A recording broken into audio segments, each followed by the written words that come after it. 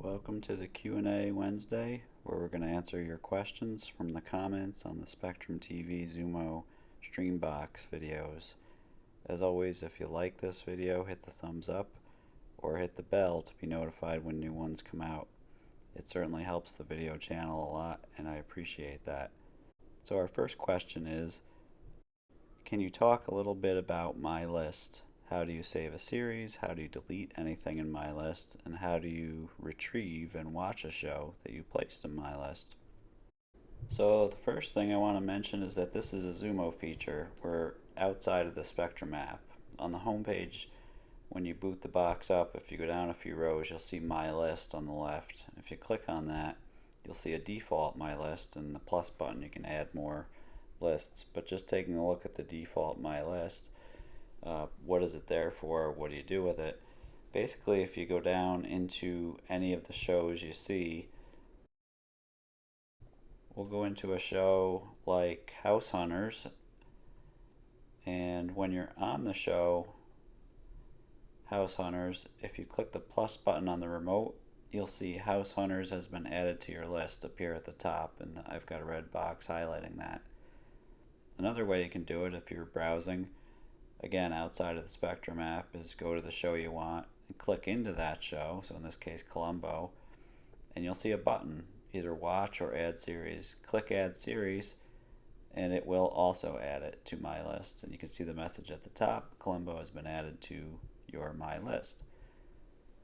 So going back to the home page on the Xumo, and go back into My List, and now you can see all the shows that we've added to My List.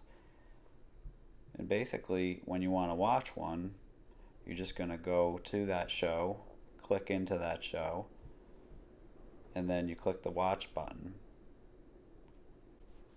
Now these are shows that weren't DVR'd but are available on demand through different apps, not just Spectrum. If you want to remove the series from your list, you just click the remove series button and then hit the back button and go back out, and you'll see under My List that show Columbo has now been removed. So it's really just a way of managing on-demand content through the many apps you can subscribe to inside of Xumo ecosystem. Our next question is, does it work on a non-smart TV? Yes, it does work on a non-smart TV. The only caveat is, and this is my TV, it is a non-smart TV. The only caveat is you need to have an available HDMI port. So if you see here, there's two possible HDMI ports on my non-smart TV. One has a Xumo hooked into it, and the other has Apple TV hooked into it. So if you don't have one that's free, that could be a problem, but basically you want to have a free HDMI port that's open, available, what I mean by free, and then you're going to plug that HDMI cord into your Xumo box, stream box, and you're going to plug the other end of it into your available HDMI port on your television. So yeah, it's pretty handy. If you got old TVs and doesn't have apps installed on the TV, it's a really handy device. Next question is, do you have to delete a program once it's finished or self-deleting? So this is within the Spectrum app. Do you have to delete a program once it's finished playing, or is it self-deleting from the DVR, this means? So it's different than the on-demand stuff we talked about earlier. The answer is no, it does not automatically delete after watching the show.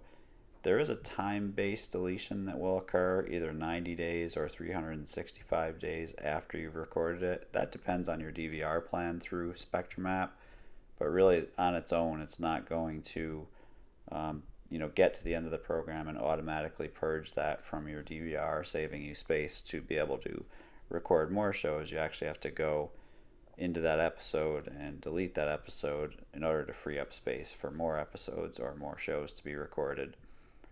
So I think it's kind of middle of the road. It's not the best way to do it, but it's not the worst way either. Some people probably don't want content being auto deleted, but at the same time there's really no option to kind of overwrite like there was in the original Spectrum cable box, the traditional box.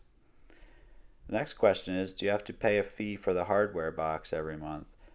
So the total out of pocket for the hardware box, the Xumo hardware box, is $60. That's the total out of pocket. And I did a chat back with Spectrum support to verify this. Basically, you either pay the total $60 out of pocket up front, or you do their installment plan, which is 12 months on your Spectrum bill and paying $5 a month. So it appears to be interest free, and you end up getting to that $60 threshold at the end of 12 months if you do the installment plan. And at the end of 12 months, it's paid off, and you'll no longer get that $5 charge. Again, that's really different than the traditional Spectrum cable box where you paid basically a monthly rental fee for the box and the remote, for every month you had it. There was no notion of, oh, you've paid it off now. That, it was like you were leasing it, more or less. This is different. You're purchasing it. It's $60 maximum to purchase it. Next question is the Xumo box an Android box? I don't think so. I look at the system management under Xumo. You can see it's running Entertainment OS 1.2 with a build version. So it looks like it's kind of their proprietary OS. And then I found this article on Cord Cutter News, which is another great site, but he was talking about the actual box and where it came from. And basically, you can see that what they released was built upon the other Flex box X1 OS that Comcast had. It was the predecessor to the Xumo box. And it's really interesting because that's basically, another proprietary box that they built on top of.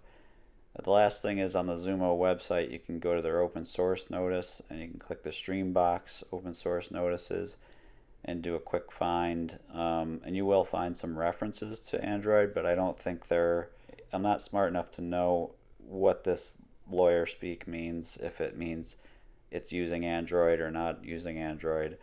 I really couldn't parse that out, so if you have time and you can read it and understand it, let me know in the comments below. But I do not believe this is a traditional Android box, which at the end of the day means I don't believe there's any way to sideload apps, which is really, I think, the heart of that question.